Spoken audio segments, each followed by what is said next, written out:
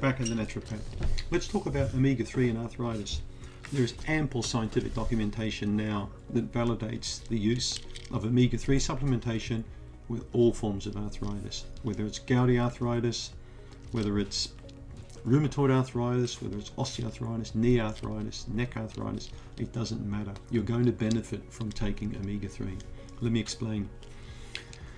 Supplementing with fish oil, a bit of technical stuff coming up now, is known to inhibit the inflammatory cytokines. Okay, so these are basically eicosanoids or chemicals that the immune system makes. Now these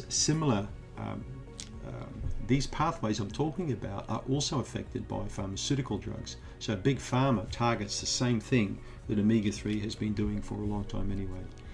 So TNF, or tumor necrosis factor alpha, and interleukin-1, as well as the pro-inflammatory and pro-aggregatory eicosanoids, thromboxane 2 and prostaglandin E2.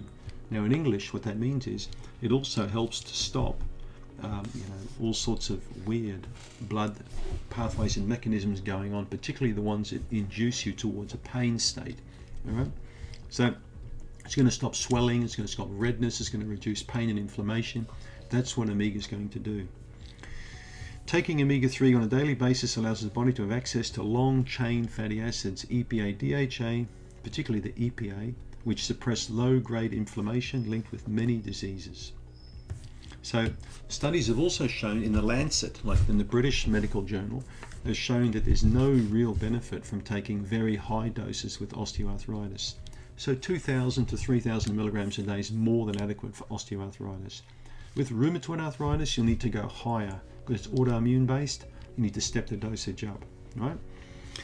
So a major study with 52 references was published in June 2020 in the Mediterranean Journal of Rheumatology, entitled The Effects of Omega-3 on Rheumatoid Arthritis, and concluded that omega-3 supplements act as precursors to lipid mediators of inflammation and attenuate and modulate the autoimmune inflammatory response. So basically it reduces pain. All right.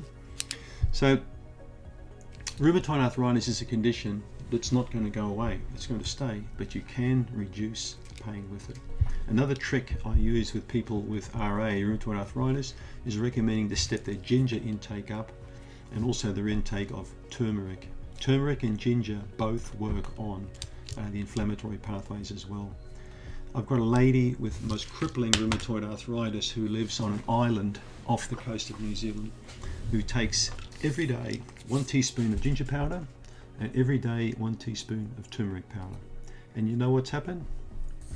Unbelievable. She's been doing it now for a few years. Now this lady could barely do anything with her hands, and the differences now are astounding.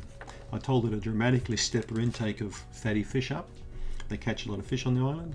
She takes fish oil supplements, eats fish daily, and takes ginger and turmeric, and the doctor hates it because she's feeling a lot better. No need to take drugs, all right? But guess what? It took 1 to 2 years. It doesn't happen overnight. It takes time to get better from chronic diseases, all right?